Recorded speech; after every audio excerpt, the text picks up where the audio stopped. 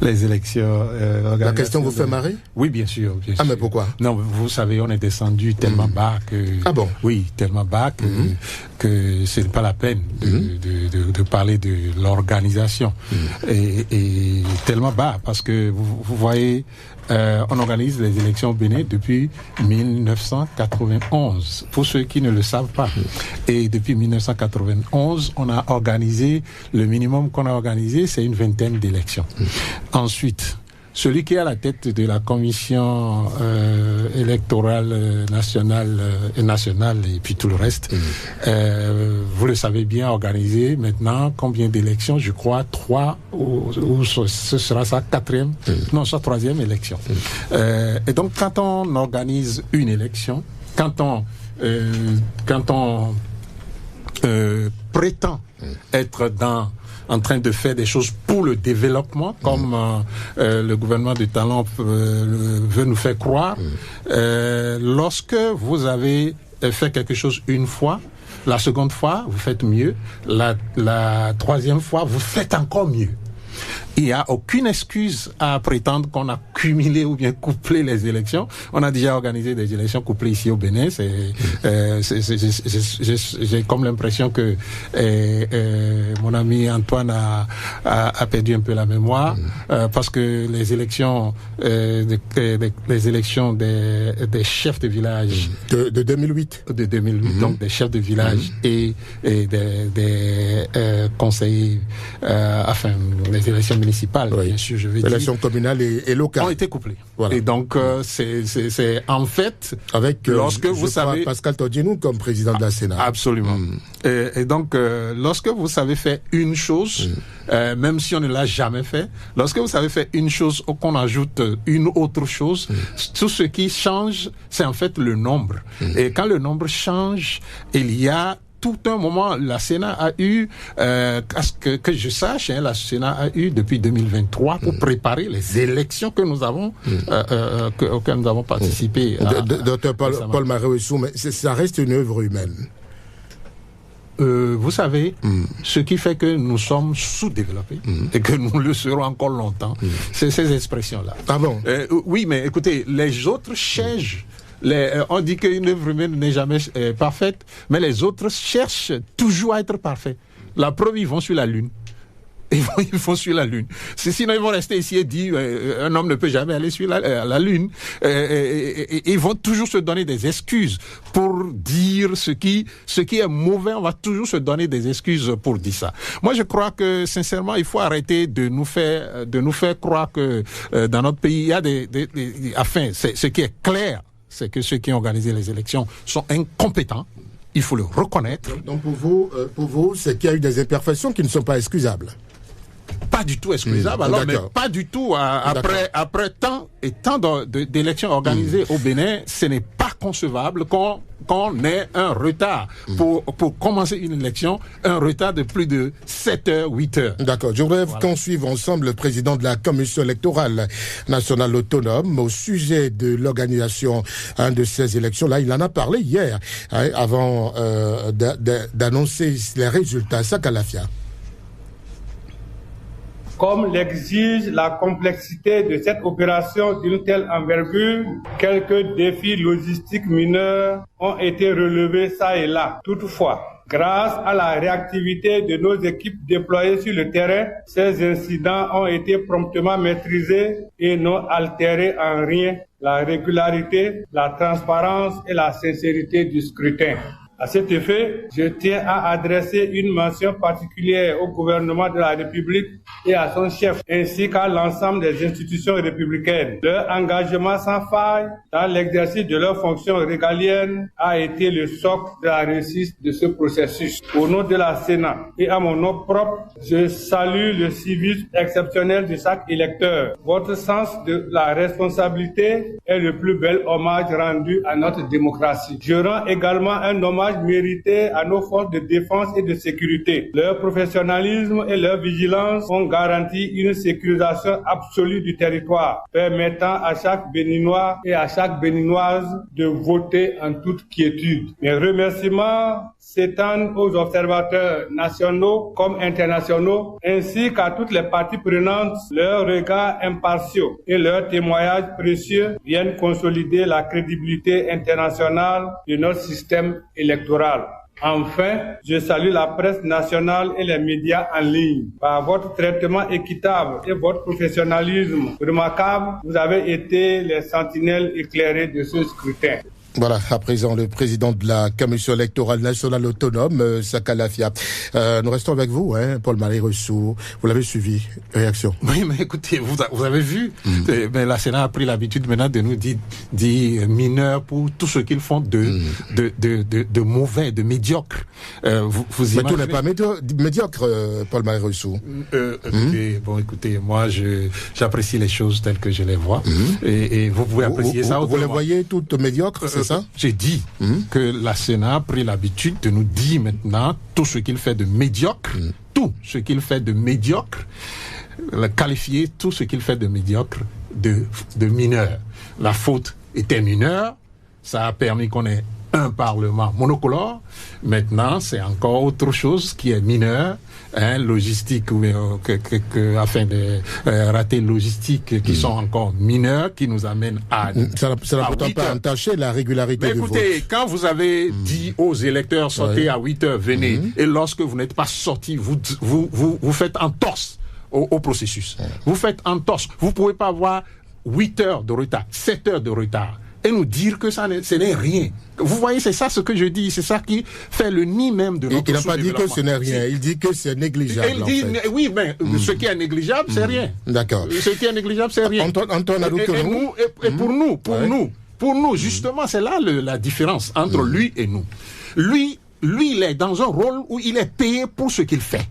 Et l'argent qu'il le paie, c'est nous, les contribuables, qui donnons l'argent pour qui permet de payer ce que lui gagne en faisant ce qu'il fait. Et quand il fait mauvais, c'est pas à lui de nous dire la qualité de ce qu'il fait. Et ce n'est pas aux observateurs, je ne sais de quel pays, de venir nous dire... Vous prononcez déjà sur la qualité. Non, c'est pas lui seul. Vous avez dit de commenter ce qu'il a dit. Oui. Ou bien, et dans ce qu'il a dit, il a fait allusion aux observateurs. Donc, il n'y a pas d'observateurs... Pourquoi vous lui donniez le droit de le dire? Pardon? D'apprécier ce qui s'est passé. Non, je dis... Je ne lui dis pas je ne lui dénie aucun droit, mais je lui dis que oui, et d'ailleurs, il n'a pas le droit, lui, d'apprécier ce qu'il fait. C'est à nous, d'apprécier ce qu'il fait.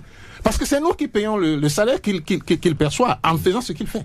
Et donc, non, écoutez, arrêtez de nous faire croire que quand l'autorité agit ou bien quand l'autorité parle, on ne peut pas commenter cela. Mais il faut arrêter ça dans ce pays. Parce que nous payons de l'argent cher. Mais vous le faites déjà, vous commentez ce que l'autorité a dit. Écoutez, je ne sais pas. C'est ce que vous faites, Paul-Marie Ressou. Je ne sais pas si vous allez me laisser parler. Allez-y. Je constate que partout, sur toutes les chaînes, on veut toujours m'interrompre. Non, allez-y, vous avez la parole. Vous finissez rapidement pour que je donne la parole à... Allez-y. Je voudrais comprendre peut-être que il y a un problème. Je vous laisse le temps de finir. Parce que tout à l'heure, il a parlé, mais vous ne l'avez pas interrompu. Non, allez-y. Maintenant, dès que moi je parle, vous voyez le nombre de fois qu'on m'avait déjà interrompu, mais je ne sais pas pourquoi. Mais je dis des choses qui sont réelles. Je ne dis rien qui soit en dehors des faits. Jusque-là, mais quand on a fini de constater les faits, il faut dire ce qu'il faut dire par rapport à ça. Et ce que je dis, c'est que l'autorité a failli. Et c'est pas à lui de nous dire si la faute est mineure ou majeure. C'est à nous de dire que la faute est majeure et que ça entache notre processus. Et même les résultats, vous avez vu, vous avez parlé d'organisation, même les résultats, regardez les résultats. On a organisé une réalisation qu'on a fini depuis le dimanche. C'est hier, samedi, 7 jours après, qu'on nous donne le résultat provisoire. Et vous me dites qu'on doit se taire. Regardez notre histoire. Non, mais regardez notre histoire électorale. Regardez notre histoire électorale. Depuis quand nous avons fait une élection et tout le monde s'est tué, et c'est 7 jours après qu'on nous a donné les résultats provisoires. Et vous considérez que, oui, lui bon, écoutez, il a le droit de dire ce qu'il veut dire, mais nous aussi, on a le droit de dire ce que nous devons dire. Absolument, c'est justement pour cette raison que vous êtes dans ce studio. Antoine Aloukonou, vous avez suivi le président de la Commission électorale nationale autonome. Oui, je l'ai suivi et je pense que il a dit l'essentiel.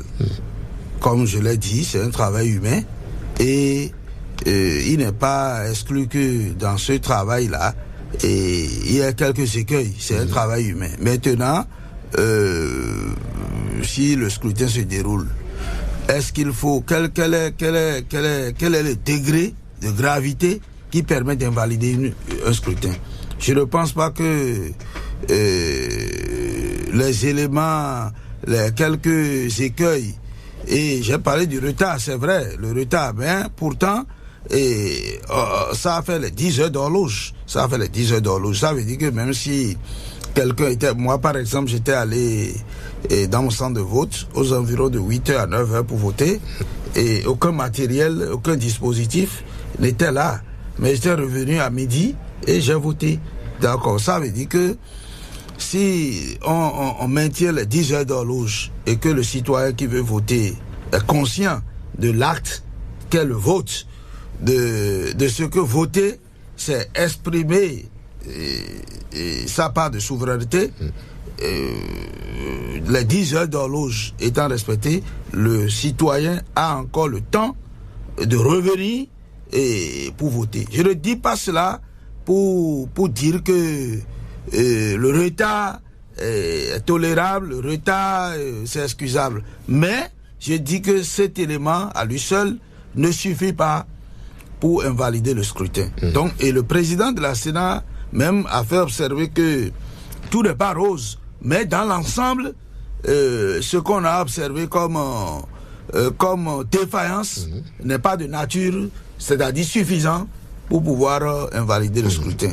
Donc, je pense que il faut féliciter la Sénat parce que c'est pas un travail facile, surtout avec les acteurs politiques que nous sommes, et qu'à l'arrivée, on est quand même des résultats plus ou moins contestés. Donc, dans l'ensemble, je crois qu'il faut féliciter la Sénat et les exhorter pour les fois à venir à mieux faire. D'accord. Nous allons rester à la Commission électorale nationale autonome. Je vais vous réinviter à nouveau le président de cette commission ce samedi au siège de l'institution sur les statistiques. Article 1er. Au sortir des urnes, les statistiques globales du scrutin ont été les suivantes. Nombre d'inscrits au plan national, 7 834 608. Nombre de votants, 2 877 773. Suffrages valablement exprimés, 2 790 347. Bulletins nuls, 87 426. Nombre de postes de vote, 17 350. Taux de participation, 36,73. Vous me permettez de faire un petit commentaire sur le taux de participation. Il est tout naturellement plaqué, mais la réalité c'est bien au-delà. Il est apparemment inférieur à 50%, compte tenu du fait que au Bénin, le vote n'est pas obligatoire. Premier aspect. Deuxième aspect, sont inscrits sur la liste électorale tous les citoyens béninois ayant 18 ans et plus, qu'il ait l'intention de voter, qu'il soit en possibilité, en capacité de voter ou non, qu'il ait l'intention de voter oui ou non, qu'il soit parti en voyage, qu'il soit hors du Bénin, oui ou non, tous figurent sur la liste électorale. Ces électeurs qui, d'une manière ou d'une autre, ne pourront jamais voter, ou bien sur le taux de participation. Le plus important, c'est que ceux qui veulent voter ont eu toute la latitude et toute la liberté de voter. Voilà la parenthèse, on la ferme à ce niveau. Ben voilà, Moussa Lafia, à nouveau, président de la Commission électorale nationale autonome. Antoine Aloukonou, on reste avec vous. Quelle lecture faites-vous de ces résultats, de ces statistiques? Non, je crois que la Sénat ne peut faire sortir que ce qu'elle a comme chiffre. Les élections ne se gagnent pas à la Sénat. La Sénat ne fait pas la loi. La Sénat ne fait qu'appliquer la loi. Donc, dans l'ensemble, nous voyons que le taux de participation est effectivement inférieur à 50%. On aurait souhaité être au-dessus de 50%. Mais comme le président de la Sénat l'a dit, il y a beaucoup de raisons qui peuvent expliquer ce faible taux, quand bien même c'est au-delà de 30%. Et la liste électorale en elle-même déjà, et aujourd'hui avec la LEI, c'est que la liste électorale, elle est automatisée. Donc tous ceux qui sont en âge de voter à une date donnée sont migrés dans le fichier. Peu importe si la personne veut voter ou bien s'intéresse aux élections ou bien s'intéresse à sa vie politique, à la vie politique de son pays, peu importe, c'est qu'il est migré dans le fichier électoral. Vous allez parfois trouver des intellectuels de haut niveau, des universités avec qui ils échangent, qui disent que la question des élections, que ça ne les intéresse pas. Vous voyez, ça veut dire que si jusqu'à ce niveau, les gens le disent, souffrent que bon nombre de Béninois, parfois le disent également.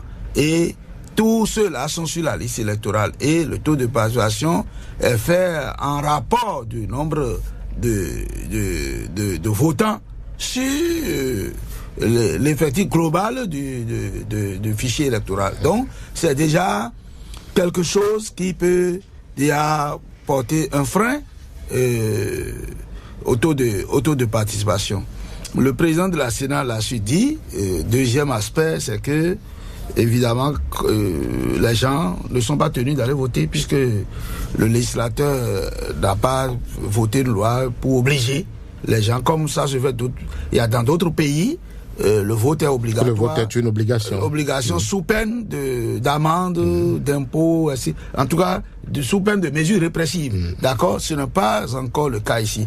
Donc tous ces facteurs sont des facteurs déterminants sur le taux de participation. C'est vrai que je note aussi que le contexte politique par endroit a favorisé cette chose parce que vous savez que il y a le parti les démocrates qui n'était pas présent aux élections communales, d'accord. Donc tout ça là, ce sont des banques à gagner parce que j'estime que certainement il y a des militants qui visiblement sont marqués peut-être par l'absence des démocrates aux élections communales et qui peuvent s'abstenir de ne pas aller voter. D'autres, par exemple, si vous voyez aussi le taux de bulletins nuls, c'est très élevé parce que certainement d'autres sont allés et puis ont exprimé leur mécontentement. Mais comme je le dis souvent aux gens, si vous refusez d'aller voter, c'est que vous privez le droit de vous plaindre après, puisque dans la constitution béninoise, le peuple est souverain, dit-on, mais on dit que le peuple exprime sa souveraineté à travers ses représentants élus et par voie de référendum. Donc, la seule occasion que vous avez de juger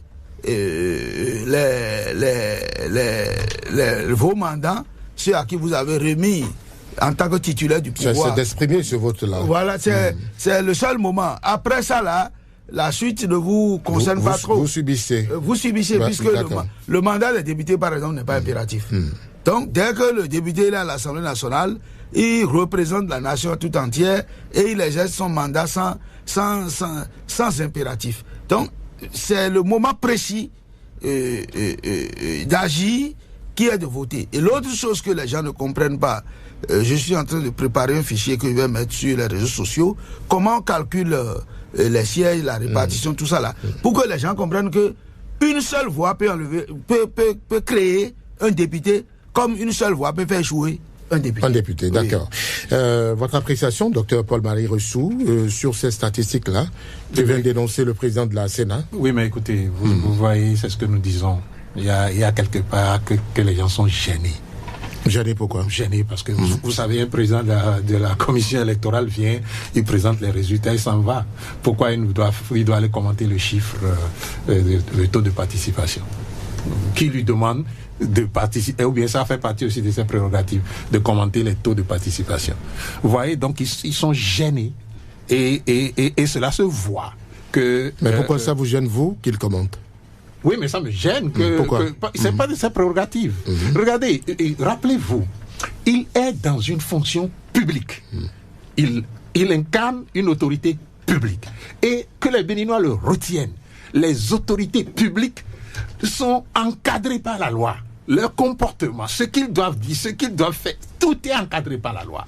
Et donc, on n'a pas... Lui-même, il a dit, ouvre une parenthèse. Il n'a pas besoin d'ouvrir une parenthèse dans l'annonce officielle et solennelle d'un résultat. Il n'a pas besoin d'ouvrir une parenthèse. Mais c'est parce qu'il se sent gêné. Ils se sentent gênés par le fait que, justement, 64% des Béninois ne sont pas allés voter ou n'ont pas exprimé leur vote. Et puis, 80 000 Béninois ont exprimé leur vote, mais ont dit, niet, ça ne nous intéresse pas. Voilà, vous voyez à peu près, cela est dû à quoi? Cela est dû à ce que, de plus en plus, depuis 2016, les élections, les électeurs ont un dégoût de ce qui est appelé politique, ce qui est appelé élection. Et il n'y a pas à aller faire des leçons. Est-ce que c'est forcément ça, puisque le président de la Sénat l'a expliqué, hein? Quoi? Peut-être qu'il y a eu des électeurs qui ne sont pas sur place, il y a eu des déplacements. Mais je dis, il est gêné. C'est pourquoi il dit ça. Il va chercher dans des explications qui n'existent pas. Dans quel pays vous avez vu 100% de vote une fois? Même pas au Bénin. Même pas au Bénin. Il n'y a jamais eu 100% de voix. Mais il y a quand même suffisamment de voix pour qu'on dise que les électeurs sont sortis. Mais les électeurs ne sont pas sortis et ça les gêne. Et donc il faut en parler. Sinon, ce n'est pas ses prérogatives de venir nous expliquer pourquoi les électeurs ne sont pas sortis.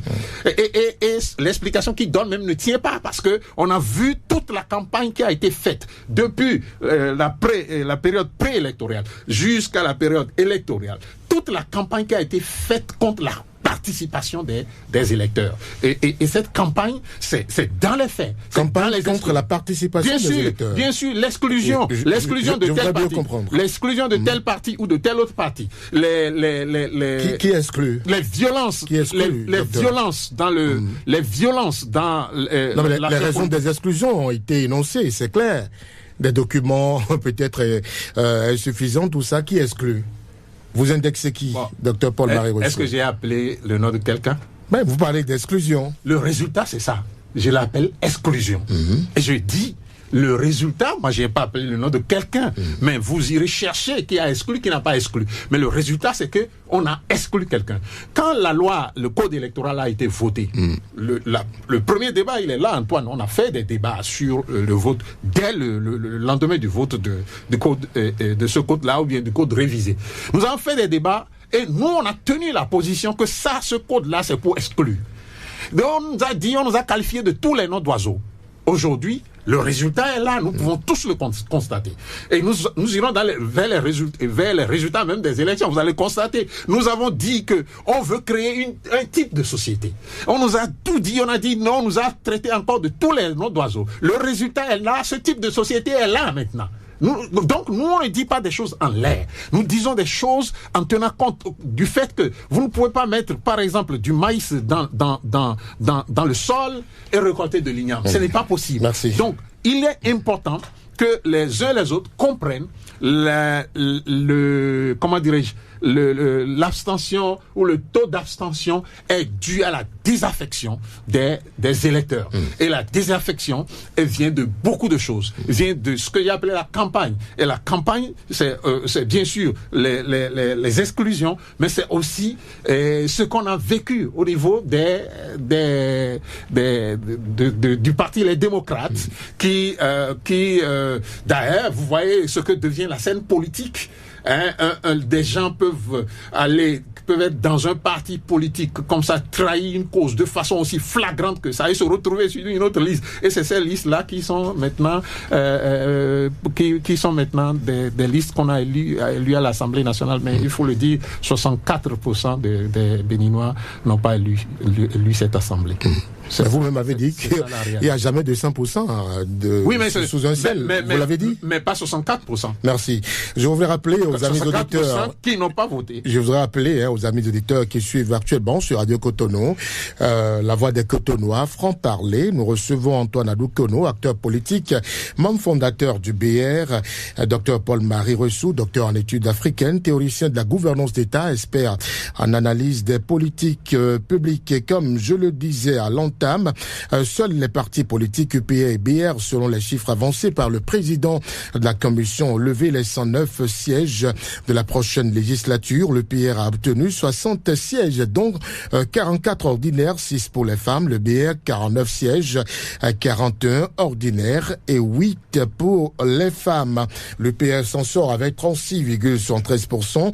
Les démocrates, 7,14%. Bloc républicain, 36,64%. Force Cori.Bénin émergent, 4,86%. Moelle Bénin, 1,21%. Antoine Adou-Kono, vous êtes du bloc républicain. Quel regard, quelle lecture faites-vous de ces résultats-là? Bon, je crois que ces résultats étaient prévisibles. Prévisible pourquoi? Prévisible compte tenu du code électoral en présence et de comportement des acteurs vis-à-vis de ce code. Je voudrais souligner surtout le comportement du parti Les Démocrates vis-à-vis de ce code. Parce que si nous allons en compétition, les règles de la compétition sont les éléments qui peuvent apprécier nos compétences. C'est-à-dire que c'est les règles que j'ai en face de moi, en fait, qui guident mon attitude. Je le dis parce que le code électoral, le dernier en date, je dis dernier en date parce que tout à l'heure, si nous avons l'occasion, parce que on prend le code électoral dans son état statistique final et on commence par commenter sans pouvoir chercher à comprendre l'historique en fait de ces chiffres. Parce que nous avons, ce n'est pas en 2018 quand nous avons commencé la réforme, nous n'avons pas commencé avec le code électoral de 20% dans toutes les circonscriptions. Nous avons commencé en 2018 avec un code électoral où on a dit, article 242, ce sont les partis ayant obtenu 10% au plan national qui sont éligibles sans que le nombre de partis politiques ne soit inférieur à 4. C'est par là qu'on a commencé. Et après, en 2019, on a eu un autre nouveau code où on a dit seuls les partis qui ont obtenu 10% sont éligibles. On a enlevé sans que le nombre ne soit inférieur à 4. On a enlevé. Et après, maintenant, on a eu un autre code où on a dit seuls les partis politiques ayant obtenu 10% au plan national et 20% dans chacune des circonscriptions électorales sont éligibles. Donc, le critère d'éligibilité a évolué. Et les raisons qui ont fait que le critère d'éligibilité ont évolué, à ma foi, dans ma position d'acteur politique, moi je comprends. Je comprends parce que nous avons dit dans la Constitution que c'est le président de la République, le chef de l'État, qui conduit la politique de la nation. Ça veut dire quoi? Ça veut dire concrètement, si quelqu'un veut être élu, il présente un programme de société, tout ça là, et au vu de ça, vous le choisissez, il met sa politique en œuvre. Entre autres visions portées par le président Talon, qui m'a fait d'ailleurs apporter son soutien en 2015, à ce jour, c'est qu'il a dit qu'il va réformer le système politique, notamment à travers la réforme du système partisan. En 2018, avant 2018, déjà en 2017, nous avons, tous les acteurs politiques unanimement se sont entendus. Bien avant même l'élection de Talon, le problème était sur tapis. À la veille de la réforme en 2017, nous étions exactement à 278 partis politiques régulièrement. C'est pour dire quoi concrètement? Non, ce que j'avais dit, laissez-moi le bout. Je vais dire ça pour que l'on comprenne pourquoi on est arrivé à 20%. Parce que c'est les 20% qui sont en train d'éliminer les gens maintenant. Mais pourquoi on est arrivé là? Il faut qu'on comprenne. Sinon, on va prendre seulement, comme le docteur vient de le faire, on prend les 20%, on dit que c'est... Donc, je dis parce que quand nous avons fait la réforme, ensemble, nous nous sommes entendus à l'hôtel Azaraï qu'il faut réduire drastiquement le nombre de partis politiques pour avoir des partis politiques de grande envergure, de partis politiques consolidés. Et éviter les partis politiques d'arrondissement, de communes, tout ça là. Et donc c'est pour encourager la représentativité. La représentativité. Et quand nous l'avons fait, et que chacun, on a essayé de faire les débats, on a finalement dit, et ça je l'ai toujours dit, je reprends les mots de l'honorable Basile Akossi, qui a dit qu'il faut faire en sorte que nous ayons 3 partis politiques. Donc, ça veut dire quoi? Tout le monde était d'accord qu'il faut trouver des mécanismes pour que la fluctuation des partis politiques soit freinée. Et qu'est-ce qu'on fait alors pour quitter peut-être 300 partis politiques à 3, 4 ou 5?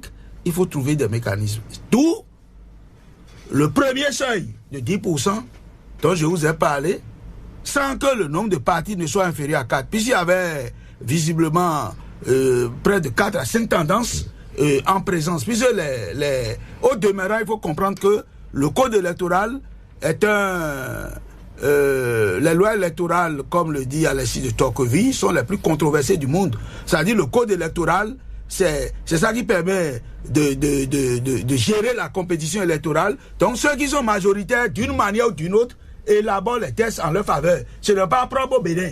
C'est parce que si je suis majoritaire, souffrez que je ne mets pas de dispositions pour que ce soit le ministre. Vous allez conclure sur l'appréciation des résultats. Non, j'en viens parce que et quand nous avons fait cela, vous avez une minute maintenant. Oui, il y a des groupes, les gens ont formé de grands groupes pour dissoudre leur parti, pour créer soit de BLUP, et je crois que Candide Azaraïa avait trouvé la formule, peut-être que Yaïbo ne l'a pas suivi et nous y sommes. Si tuons nos logos, tuons nos égos, que Azaraïa avait dit aussi pour eux, ils avaient fait un grand groupe, peut-être qu'on n'aurait pas eu ces chiffres-là.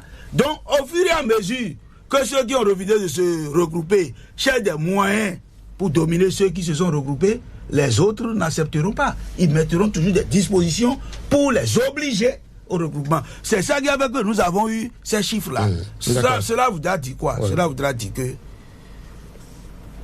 ça dépend de ce que nous voulons. Si nous voulons, et moi je le dis, quand on a mis les 20%, moi j'avais mis des critiques.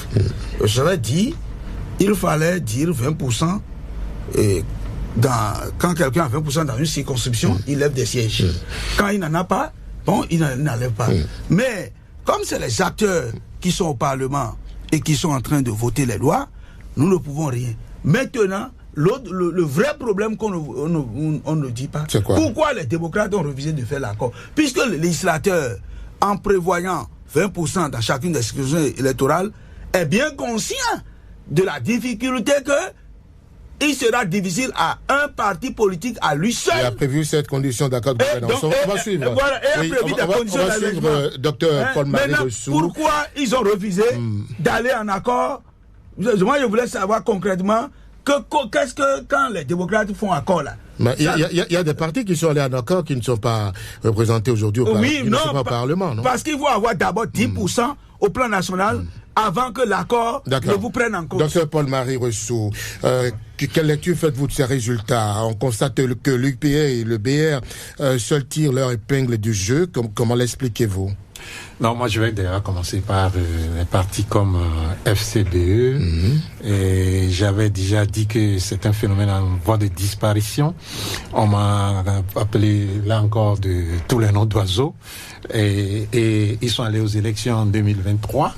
Ils sont allés aux élections en 2024 et en 2026 maintenant, non?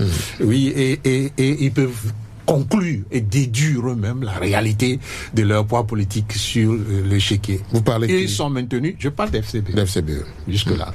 Donc, ils sont maintenus par la volonté du président Talon qui veut bien qu'ils soient dans le jeu politique et c'est ça qui fait qu'ils sont encore là. Et maintenant, moi, Moël, vous voyez, donc Moël, j'avais aussi dit, c'est mon grand frère Jacques Ayadi qui je l'avais toujours dit que ça ne représente pas encore grand-chose au cœur, dans le cœur des électeurs jusque-là, mais bon, écoutez,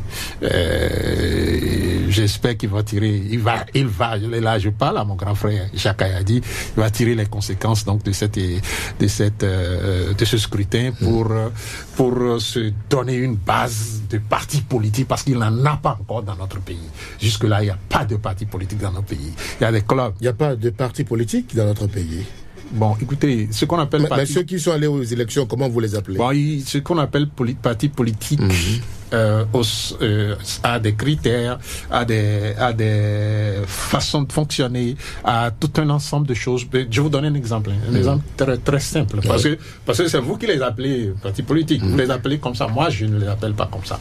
Mais je vous donne un exemple très simple. On a parlé, et là, on se plaît à parler des réformes du système partisan, etc., etc. On a parlé des réformes du système partisan. Il est question dans les réformes que les partis politiques soient financés par l'État. Et pour cela, je crois que 2023, on a donné l'argent aux partis politiques. Nous l'avons vu tous publiquement. Depuis 2024, les partis n'ont pas reçu de l'argent. Moi, je veux savoir, dites-moi, d'où ils ont trouvé l'argent pour faire la campagne? D'où ils ont trouvé l'argent pour faire ce qu'ils ont fait aux élections passées? Et j'espère que les cours qui existent, la Cour des comptes, va nous dire d'où les gens ont trouvé l'argent.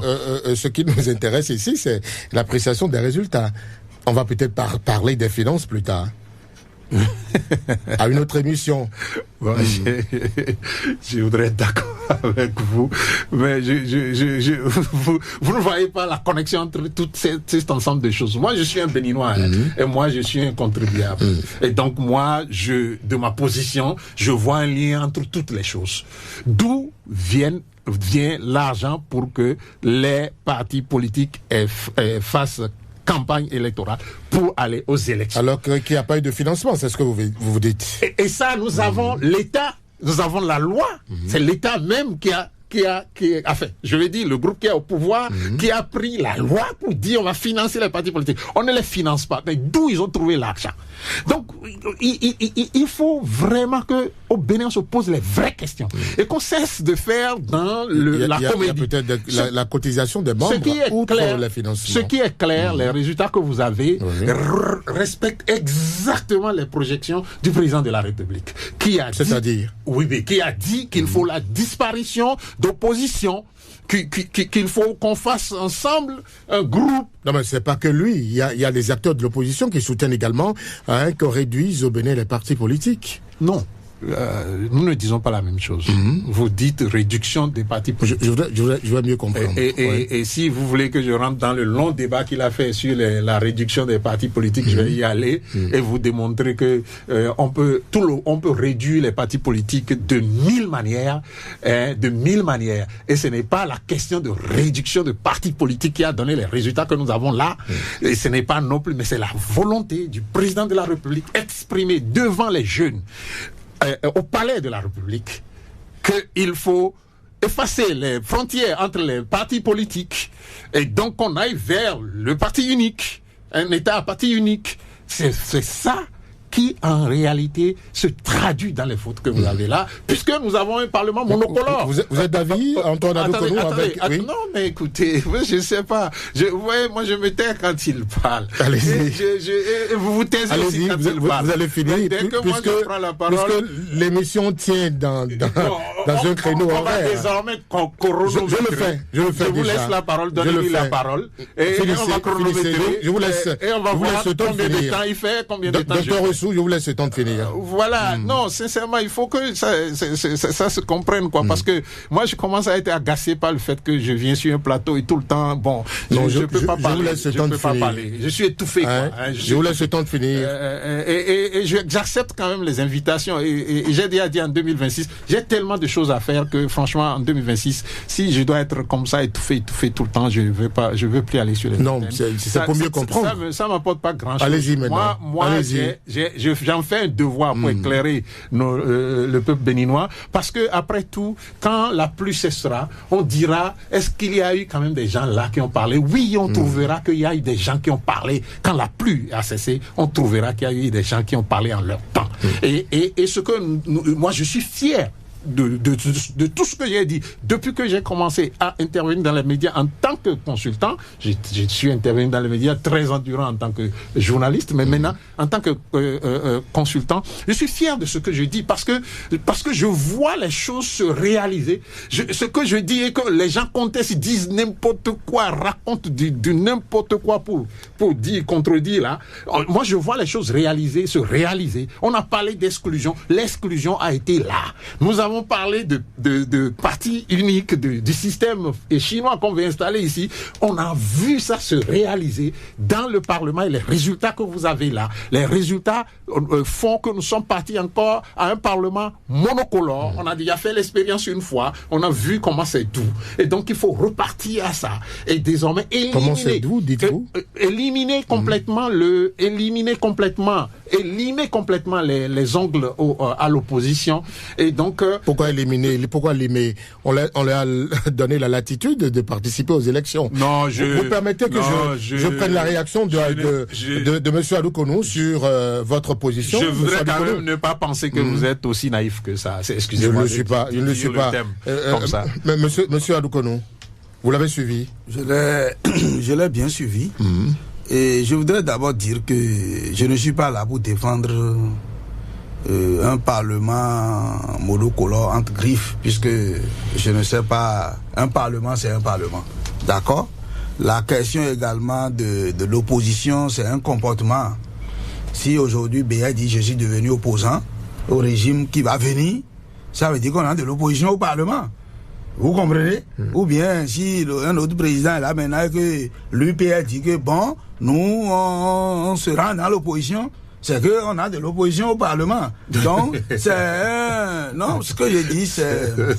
Non, pour... C'est ce qui est... Mais avec ces résultats... J'en viens. Non, je dis...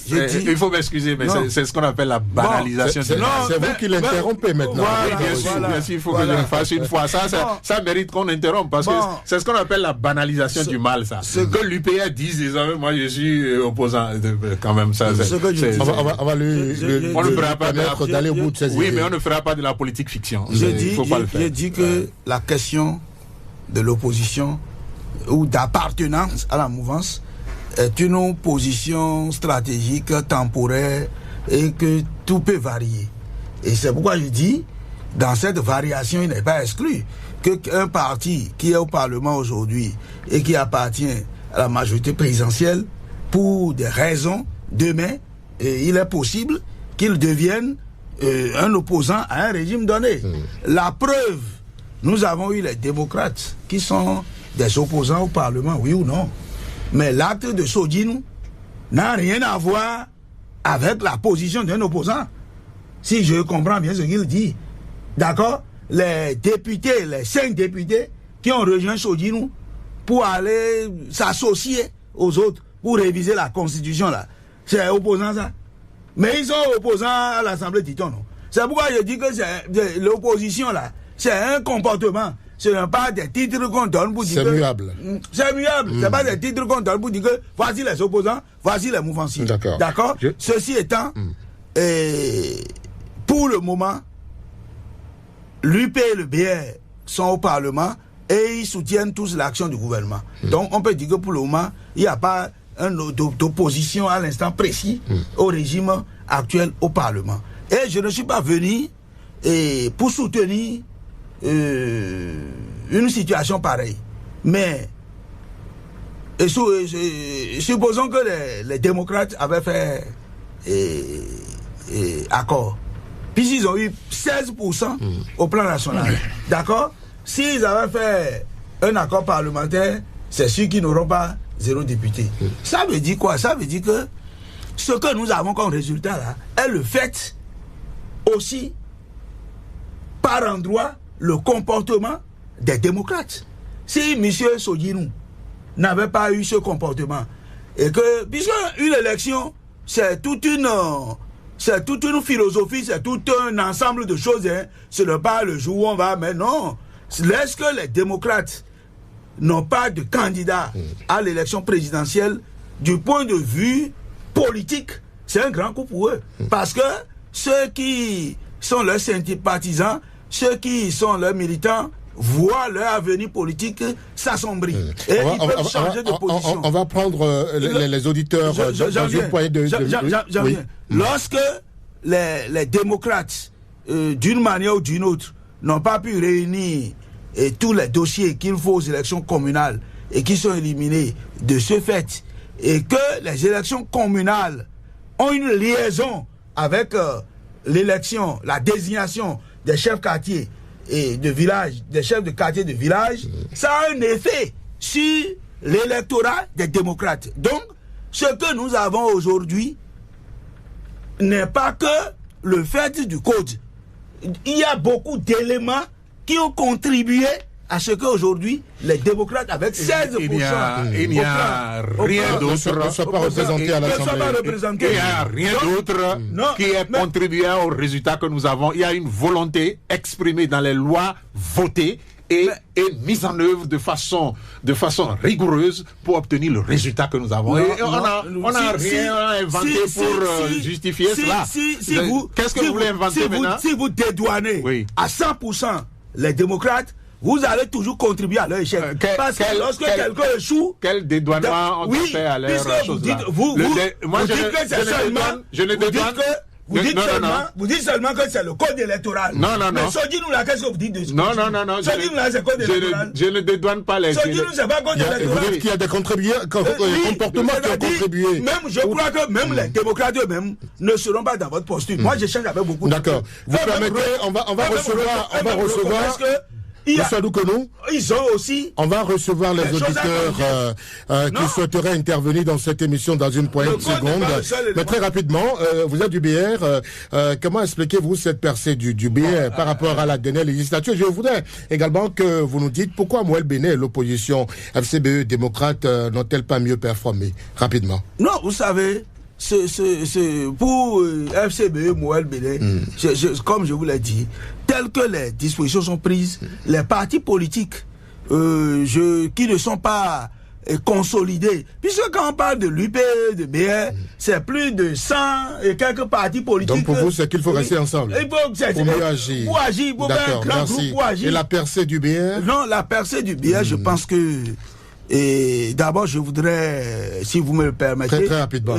Féliciter le président Abdoulaye Biotchadé pour son management, féliciter tous les organes dirigeants du parti, parce que certainement dans les positionnements, d'abord la jeunesse a été promue, et il y a eu que le parti a fait une tournée nationale pour l'installation des structures. Et à cette occasion, ils ont écouté des plaintes des militants.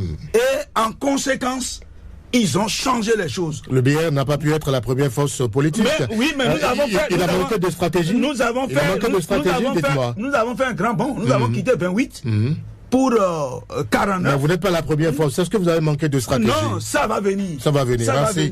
Docteur Paul-Marie Rousseau, comment expliquer la performance, le manque de performance de l'opposition de Moël Béné? Bon, moi, malgré l'accord de gouvernance avec Moël Béné. Non, mais écoutez, Moël Béné, comme FCBE, sont des partis sous-fifs, sont des partis qui sont là pour faire valoir ce qu'on veut atteindre. Et donc, je le dis, les lignes, la directive, elle est tracée. Mais vous suivez le président de la FCBE. Il ne sera pas d'accord avec vous, hein, docteur? Non, il n'a jamais été d'accord avec moi. C'est pas pour la première fois que je parle des FCBE de façon directe. Il n'a jamais été d'accord avec moi. Là, l'autre fois, il a envoyé quelqu'un me fait face à l'Ouest TV. On a discuté. Alors, comment expliquer leur performance? Écoutez, moi, leur performance, j'ai déjà dit qu'ils représentent, en tant que parti politique, ils sont même pas un parti politique. Et ils représentent pas grand-chose sur le terrain. Et c'est ça ce qui se traduit là que nous avons maintenant. 4%, pas même mieux que avant, donc en 2023. Donc c'est vous dire que quoi? Ils sont dans un rôle. Et c'est ce rôle qu'ils ont depuis 2019, ou 2019, oui, bien sûr. Ce rôle qu'ils ont depuis 2019, c'est de faire valoir. Et donc, ils arrivent à chaque élection, on les invite à venir dans le jeu pour faire valoir. Et c'est pourquoi je dis qu'il est important qu'on voit maintenant les financements des partis. Vous voyez le lien maintenant entre toutes les choses, parce qu'on ne peut pas faire de l'action politique sans argent. D'où vient l'argent? Il faut qu'on nous l'explique. Et dans l'obscurité, dans l'obscurité dans laquelle nous sommes, on ne peut pas comprendre le fonctionnement des choses. Comment eux, ils arrivent à faire campagne, et alors qu'on ne paie pas les gens, et tout cela. C'est très important que nous le sachions. Et maintenant, de leurs résultats, ils devraient faire valoir. Il faut quand même qu'ils aient un chiffre pour qu'on dise que oui, ils ont été aussi là. Moël Bénin, c'est presque la même chose. Comme je l'ai dit, le grand frère Jacques Alayadi a du travail à faire pour que son parti devienne parti politique. Et maintenant, dans le contexte béninois, il a dit quelque chose de très important et qui est passé un peu comme ça, parce que bon, vous voyez, tel que nous disons. Vous allez finir rapidement, le temps qu'on prenne les auditeurs. Oui, bien sûr. Donc, nous élisons le président de la République pour conduire la politique de la nation. Mais on n'a jamais élu un président de la politique de la République pour qu'il modifie complètement la nature de notre État. On n'a jamais fait ça. On n'a pas donné au président de la République les prérogatives de modifier complètement la nature de notre État. Or, ce que nous sommes en train de vivre actuellement là, c'est que notre État a changé complètement de nature. Vous voyez le Parlement? Et il reste la dernière pièce, c'est-à-dire l'installation de M. Wadaï dans la position de président de la République, pour que maintenant ce soit complet. Et nous avons vraiment un État complètement différent de ce dont il a hérité. C'est lui qui m'a donné encore le programme de 2016, je veux dire, Antoine Adoukonou, oui, qui m'a donné le programme du président de la République, le projet de société de M. Talon 2016. Et allez lire ce projet de société et venez maintenant lire la société dans laquelle nous vivons et vous constatez l'énorme écart qu'il y a entre les deux, où on est parti de quelque part, mais on aboutit à quelque chose de complètement différent de ce que nous avons. Moi, si c'est ça c'est ça qui plaît aux Béninois, je crois que ça ne plaît pas aux Béninois, parce que 64% d'ailleurs ne sont pas allés pour confirmer cela. Et donc, vous comprenez que pour moi, il est important que nous puissions comprendre un certain nombre de choses après le vote. Et comme les auditeurs... Issa Bangba, qui est à la mise en onde de cette édition, me fait signe déjà que ça craque au standard. 01 68 87 67 00, 01 52 x 52 73 pour intervenir dans cette émission. Bonjour. Oui. Bonjour, auditeur en ligne. Bonjour. Pendant ce daton depuis le stade du feu général Mathieu Kérékou, je salue vos invités. Les invités vous saluent. Vos préoccupations, s'il vous plaît. Merci bien. La lecture que la plupart de tous ceux des partis de gauche n'ont de l'actuelle vie politique, je pense qu'ils passent complètement à côté. Il faut innover. Nous devons évoluer et donner notre image à notre République. J'ai entendu parler du financement des partis politiques. Je suis le tout premier auditeur qui a opiné sur toutes les antennes pour demander au gouvernement de suspendre l'aide aux partis politiques de prendre ces sous-là ou investir dans d'autres domaines de partis bigorogiotiers. Je pense que j'ai été écouté. Que les militants eux-mêmes n'ont qu'à cotiser pour leur parti politique. C'est comme ça que ça se fait ailleurs. L'État ne doit pas financer les partis politiques. puisque vous allez suivre les fruits de l'État, vous devez mouiller le maillot. Les 20% là, ce sont les mêmes députés qui ont voté ces lois-là à l'Assemblée nationale qui s'imposent à tous les partis politiques. Et pourquoi ça fait écho aujourd'hui? Si eux, de partis de gauche, n'étaient pas d'accord avec les 20%, pourquoi vous êtes allés aux élections? Si vous n'étiez pas d'accord avec. Donc ça s'impose à tous les partis politiques. Ça ne doit même pas faire histoire. D'accord. Qui sont les organes à organiser les élections? Je pense que c'est la Sénat et la Cour constitutionnelle. Donc nous allons nous abstenir à ça. Donc tout le problème dans le pays aujourd'hui, mon pays en France et moi je suis entièrement à l'aise dedans. D'accord. Tout le problème, ils ont réussi à discipliner la classe politique pour que demain là, qu'on ait peur de gérer la chose publique. C'est de ça qu'il s'agit aujourd'hui. D'accord. Donc ça s'impose à vous tous, que ce soit parti l'Assemblée monocolore ou de la Béninois, que le pays avance. Vous n'avez pas encore de question, hein, Paul Chaudaton? Tout le monde change, c'est tout. D'accord. Merci. Merci. On va prendre un autre derrière vous. Bonjour. Monsieur Brill Aïtedji, bonjour. Brice Bill Aïtedji, bonjour. Bill Aïtedji. Merci. Bonjour. Sébastien Nyorosso. Sébastien Nyorosso, oui. Nous vous écoutons. Je salue vos invités. Et ma première préoccupation, c'est d'abord de dire à la Sénat, normalement, il doit présenter des excuses aux citoyens pour les retards. On sait que les retards, il les a qualifiés de fautes de mineurs, d'accord. Mais ça a empêché d'autres de voter. Parce que celui qui veut voter à 8h, 9h, 10h pour voyager, aller quelque part, a attendu à son poste de vote. Et du midi, les jeunes ne sont pas là, il est parti. Celui-là, on l'a empêché d'exprimer son vote, de faire ce qu'il doit faire. Donc ce n'est pas bien, il faut condamner ce qui est mal fait pour qu'on corrige à l'avenir. Deuxième préoccupation, M. Antoine Adoukonou, vous parlez des accords, j'aimerais demander, il me semble que SEB a fait accord avec BR ou l'UPR. Pourtant, ils n'ont pas de députés. C'est dû à quoi? Parce que ça veut dire que les accords sont là. Si on avait fait l'expérience de 10% sur le plan national, entre-temps, et cela n'a donné que 3 parties, je crois que le bon sens doit nous amener à rester sur les 10% et faire l'expérience pour que ceux qui n'avaient pas 10% entendent force pour arriver là. Mais on a rehaussé ça.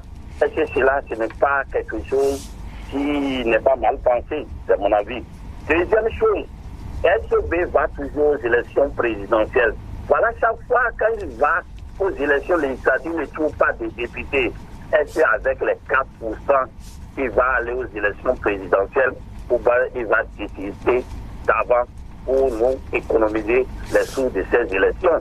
Sébastien Nyorosso, je suis. Bon dimanche à vous. Merci, bon dimanche à vous. Bonjour, auditeur en ligne. Je rappelle que vous pouvez également déposer vos questions sur le 01 52 x 52 73, numéro WhatsApp. Bonjour, auditeur en ligne.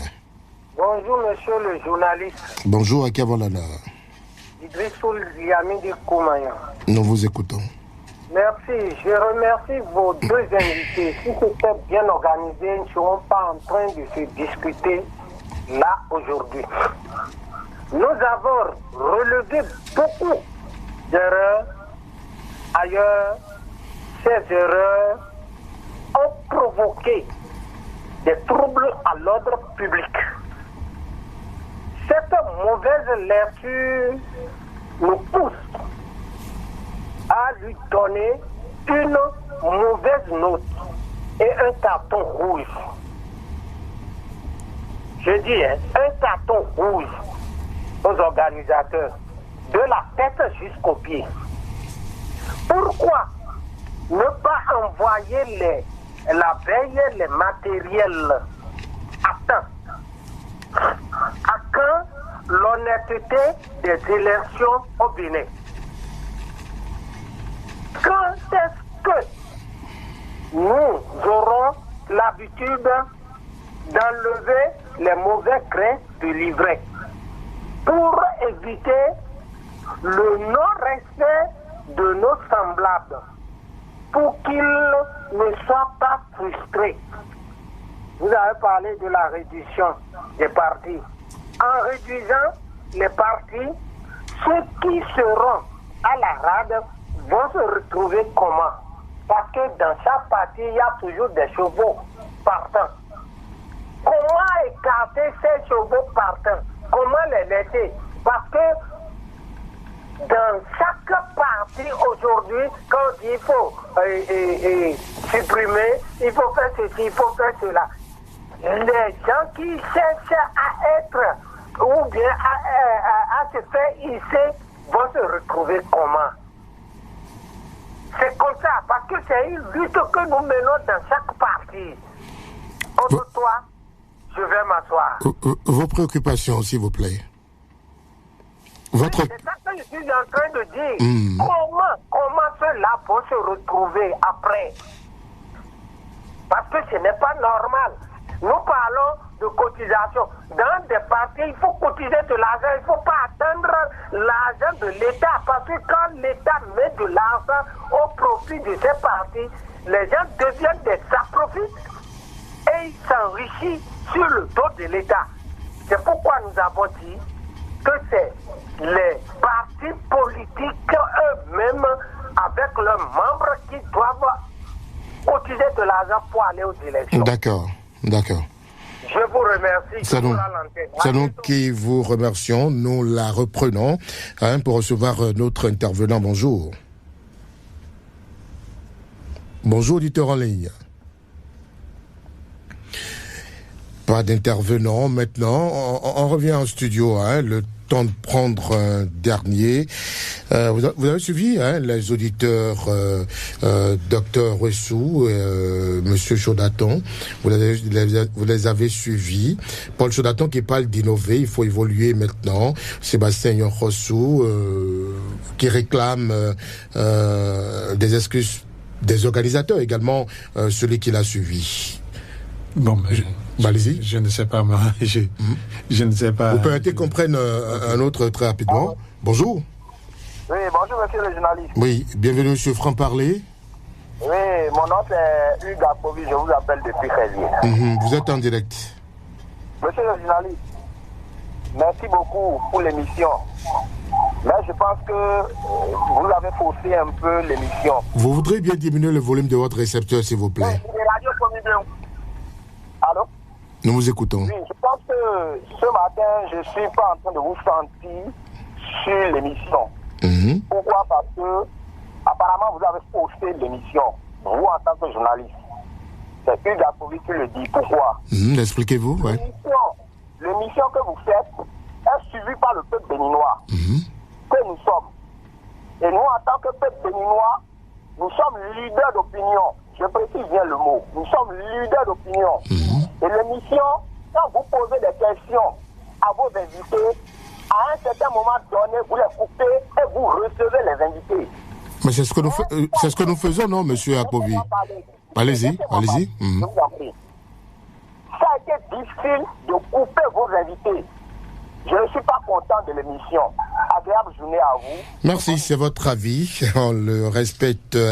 Monsieur Hugues Gapovi, vous aviez la parole, docteur Ouessou. Oui, je voudrais dire, c'est comme moi, je vais être direct et dire les choses telles que ça se voit. Je crois que le premier auditeur que nous avons eu, il y a une confusion grave chez lui entre l'émotion et le jugement. Et il n'a qu'à les démêler. Quand il va les démêler, il va se comprendre. Parce qu'il a parlé de ce que, comment on l'appelle, lui, il en a appelé à ce qu'on suspende, qu'on supprime le financement des partis politiques. Et que les gens aillent cotiser. Je suis désolé de lui apprendre, s'il ne le savait pas, que c'est la loi qui dit de financer les partis politiques. Et cette loi a été votée par ceux qui sont au pouvoir et qu'ils considèrent comme des gens qui font dans l'innovation. Et donc, je ne sais pas, il y a une grosse confusion à son niveau et il n'a qu'à aller démêler les confusions. Et la confusion, en ce moment, il pourra être clair et puis on peut apprécier, quoi. Okay. Donc, quand on parle de financement, ce n'est pas nous qui le disons, c'est la loi qui est en vigueur, le code électoral qui est en vigueur actuellement au Bénin. Et cette code électoral a été voté et ce financement même a été décidé par ceux qui sont au pouvoir actuellement. Donc, si ceux-là font de l'innovation, ce sont eux qui ont fait ça. Et donc, s'il en appelle à sa suspension, je ne sais pas ce qu'il décide. Il leur demande alors de ne pas respecter la loi. Donc, c'est ce qu'il est en train de faire. Et moi, donc, vous voyez qu'il y a une grosse confusion à son niveau. Et je peine à le comprendre. Et il peut, je crois, aller démêler sa confusion. Et puis, on peut faire le débat après, donc plus calmement. Pour ce qui est de comment dirais-je, Sébastien, je crois, que j'écoute souvent et qui a dit que la Sénat doit demander des excuses. Je suis tout à fait d'accord avec lui, complètement d'accord avec lui, parce qu'il faut que les gens cessent de croire que lorsque les gens sont en position d'autorité, c'est fini, on ne peut plus rien exiger d'eux, ce n'est pas possible. L'excuse doit être faite publiquement au lieu de venir nous dire que il y a eu des imperfections mineures. On devrait s'excuser. On devrait s'excuser pour nous permettre tous de faire chose là. Mais pour ce qui est de l'affaire FCBE, selon Monsieur Nyanrossou, justement, ça pose un problème puisque voilà, la FCBE, comme je l'ai dit quand même, c'est que la FCBE est invitée à jouer un rôle. Donc, ce n'est pas de leur ressort. Ils sont invités à jouer un rôle et ils sont maintenus donc dans l'arène politique par cette invitation constante à jouer un rôle. Donc, en 2018, ils étaient invités à venir à faire de sorte que on s'écarte. Et puis, vous savez, le président de la République, ça sorti l'entretien qu'il a eu, dernièrement. Avant les événements du 7 décembre, l'entretien a été clair. Il a vraiment décliné toute la problématique de la gouvernance que nous avons eue donc depuis 2016 et en cela, il a clairement indiqué qu'il était question donc d'un combat continu entre le président Yahi et lui-même et vous comprenez donc le fait qu'on invite tout souvent la FCBE pour arbitrer cela. C'est votre avis. C'est ce que vous pensez? Oui, mais c'est la lecture de ce que je fais, de ce qu'il a dit, le président de la République, bien sûr. Donc c'est pas ce que je pense en l'air, c'est pas de l'abstrait, mais sur la base la lecture que vous faites de son intervention. De son intervention. Et puis donc que l'autre, le dernier, qui a parlé donc aussi de la cotisation, de la cotisation, lui aussi il n'a qu'à apprendre que ce qui est dans la loi ne dit pas que les partis politiques ne doivent pas cotiser, mais la loi dit qu'on doit financer aussi l'État doit les financer aussi. Et c'est ça. Monsieur Antoine Aloukono, sur l'intervention des auditeurs rapidement. Bon, je crois que d'abord la question du financement public n'est pas une nouvelle question. Ça existait fort longtemps. Nous éclairons les dernières minutes de cette émission. On va y aller rapidement. Depuis longtemps, il y avait un financement à hauteur de 5 millions par député aux partis qui sont élus à l'Assemblée nationale. Seulement que c'était dans la charge des partis politiques. Donc c'est avec la réforme que nous en avons fait une loi pour porter les montants plus hauts, etc., etc. Donc ça existait. Mais ce n'est pas seulement... Il faut préciser que les montants sont plus hauts parce qu'on visait à éliminer l'intervention des individus qui corrompent le système politique. Je suis d'accord avec vous. Et je crois que nous sommes dans un apprentissage. Vous avez, Paul-Marie Wessou a dit que nous n'avons pas de parti politique. Je suis tenté de m'approcher de lui. Et parce que un parti politique, c'est toute une idéologie, d'accord, etc., etc. Donc, des excuses à la Sénat, 2 auditeurs en ont parlé, qu'est-ce que vous en pensez? Bon, je pense que c'est trop exigé de la Sénat parce que c'est trop exigé de la Sénat. Oui, je le dis parce que le travail n'est pas aussi facile. Organiser une élection, c'est pas facile. Maintenant que déjà la Sénat même reconnaît que c'est pas bien. Mais Dr Rousseau a dit que celui qui organise n'est pas nouveau. Non, le président. Vous savez, la Sénat en notifiant cela dans sa décision pour donner les résultats, s'est excusé d'une manière ou d'une autre. D'accord. Il y a sur le numéro WhatsApp 2 questions pour vous, Monsieur Aloukono. Ne voyez-vous pas que la FCBE ne fait que jouer un rôle à côté de la mouvance depuis des années, un parti qui n'a pas de député à l'Assemblée et qui va à l'élection présidentielle, qu'en dites-vous? Non, moi, je crois que le processus électoral qui a conduit à désigner les candidats à l'élection présidentielle ont fini par retenir la FCBE. Donc, moi, c'est pas un jeu comme le pensent les autres. Comme le pense Dr Oussou. Non, que ça soit un jeu ou ça ne soit pas un jeu. C'est que nous avons un processus électoral régi par des règles. Et il semble que la FCBE a pu respecter les règles. Et avec ces 4%, il irait aux élections présidentielles. L'auditeur demande. Non, une élection présidentielle n'est pas une élection législative ou communale. C'est deux élections différentes. Merci. Toutefois, c'est déjà un effet négatif pour le candidat de FCBE. Parce que quelqu'un qui aspire à avoir des suffrages au plan national, pour être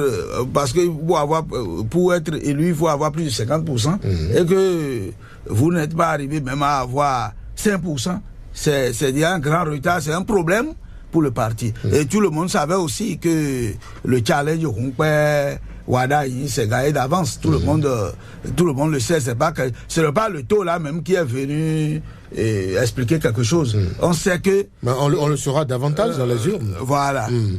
D'accord. Nous avons quelques minutes à passer encore ensemble. Vous permettez qu'on aborde les implications politiques de ces résultats. Monsieur Adoukonou, Dr Oussou, on en parlait déjà là. Parlement monocolore, mais ça a réussi à clarifier le paysage politique béninois. Non, mais écoutez, le paysage politique béninois est clarifié depuis 2020, on va dire depuis 2019, où on a déjà eu un code qui a permis d'aller à une élection en 2019. Et là également, vous savez, les manœuvres qui ont conduit à l'exclusion donc du parti de l'opposition dans le temps. Et on a eu une élection qui a été faite, le Parlement monocolore, et puis pour corriger, donc on a ouvert un peu le parti, donc les démocrates. Il y a eu de manœuvres où l'opposition n'a pas voulu participer aux élections. Oui, mais écoutez, c'est entre la poule et l'œuf qui est le premier né. On va discuter toute la journée. Donc on va discuter toute la journée. Quelles sont les autres implications politiques de ces résultats? Ce que je veux dire, c'est que en 2023, nous avons vu, lorsque on a permis au parti Les Démocrates d'aller aux élections, nous avons constaté qu'il y a quand même une certaine représentativité du parti Les Démocrates dans l'électorat du Bénin. Et ce qui a été fait depuis 2023 maintenant jusqu'à maintenant et qui est confirmé dans le déploiement théorique que le président a fait dans ces différentes sorties, à savoir avec les jeunes et après, suite en réponse donc à la sortie du président Yahi qui l'accusait de ne pas vouloir de la démocratie. Donc le déploiement théorique vous dit clairement qu'il ne veut pas d'une opposition, qu'il trouve que l'opposition est nuisible, qu'il trouve qu'il faut que tout le monde qu'on construise selon lui. C'est qui il? Quoi? Il ne veut pas d'opposition, il trouve... Non, il n'est pas au pluriel, je dis le président de la République, j'ai déjà dit ça dès le départ, donc c'est clair dans mon esprit. Et ça dit, prenez la référence, les discours du président de la République, sa sortie devant les jeunes... Les conséquences pour la gouvernance du pays? Non, mais c'est clair que nous allons vers une gouvernance à parti unique. C'est ça, nous sommes là-dedans. Nous sommes désormais dans un contexte où le paysage politique exactement comme en Chine, le parti communiste chinois qui domine tout et avec donc les FCBE qui vont souvent faire le jeu comme parti qu'on appelle d'opposition. Antoine Adoukonou, implication politique, conséquences pour la gouvernance du pays? Moi, je pense que UP, BR, LD, restons ensemble pour travailler. Ne signifie pas que on veut créer un parti unique.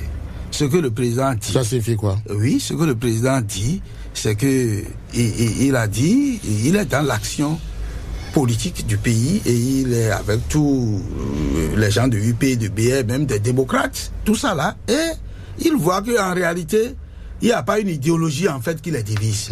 Donc, c'est des questions d'intérêt. Je me ferais mieux écouter. Antoine, l'action politique du président au cours de la période électorale nous prouve qu'on a éliminé désormais les LD.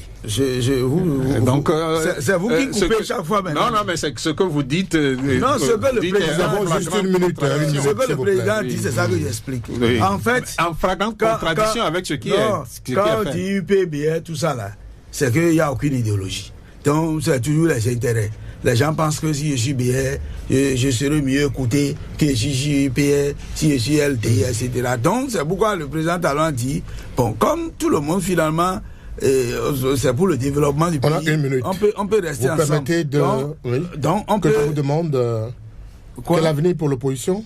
Non, je pense que c'est pas la fin du monde. Les démocrates, ils disent qu'ils sont des opposants, ils sont là, ils vont tirer leçon de ce qui leur est arrivé aujourd'hui et prendre d'autres mieux conduit. Docteur Rousseau. Mieux conduit. Non, ce sera votre mot de la fin. Non, je pense qu'il y a les Amélie qui a posé un problème sérieux que nous n'avons pas. Parce que ce qu'il dit, c'est vrai que les gens ne vont pas comprendre, mais moi j'ai vu dessus. D'abord il dit que nous disons de réduire les partis. Nous n'avons pas dit de réduire les partis numériquement. Nous avons dit qu'il faut de grands groupes. Donc on met des mécanismes pour que, même si les partis se créent, leur survie soit difficile, pour qu'ils comprennent qu'il ne suffit pas de créer. C'est ça la réflexion. Votre mot de la fin. Il dit les autres qui sont dans les autres partis. Monsieur Adoukonou, votre mot de la fin. On est au terme de cette émission, oui. C'est pour dire que... En 30 secondes. Moi, je dois dire que la réforme que nous avons commencée, il faut la pérenniser, changer ce qu'il faut changer, mais ne pas retourner encore à la situation hantée où... Qu'est-ce qu'il faut changer? La 20%? Je ne... Conditions décisives... Moi, j'ai déjà proposé que les 20%, il ne faut pas lier les circonscriptions avec. D'accord, merci. Si quelqu'un a 20% quelque part, et il a les sièges. Par exemple, moi, dans la 6e circonscription électorale, LD a eu 20%. Ils ont eu beaucoup de voix, mais ils n'ont pas de députés. Donc, il ne faut pas lier les circonscriptions. Il faut détacher les circonscriptions. Ça, là, par exemple, c'est une proposition que moi j'ai faite. Okay. D'accord? Donc, les choses sont perfectibles. Mais on ne peut pas les améliorer au gré de ce que parce que je ne suis pas arrivé à surmonter, je serai la seule référence pour modifier. Non, les gens n'ont qu'à se mettre dans de grands groupes. Merci, on vous aura compris. Docteur Rousseau. Oui, moi je dirais que maintenant les LD vont tirer les conséquences claires de ce que nous on a dit depuis qu'il y a eu cette histoire de Sodinou et puis les autres qui sont partis. Nous on a demandé que le président Yahi démissionne de la tête du parti pour permettre que un nouveau leadership émerge et fasse de sorte que ça puisse aller de l'avant. Mais comme vous le savez, les gens ils connaissent tellement la politique que nous on ne connaît pas, et quand on parle on ne se fait pas comprendre. Mais donc j'espère qu'ils vont maintenant tirer les conséquences, que tant que le président Yahi sera là et le parti est éliminé, sera limé complètement. Maintenant il faut je ne sais pas comment une opposition va encore émerger dans le contexte actuel des lois que nous avons, de tout ce que nous avons, mais il faut que les gens qui veulent vraiment faire de la politique aient le courage de se mettre ensemble et de savoir que la politique, ce n'est pas un jeu d'enfants. Merci.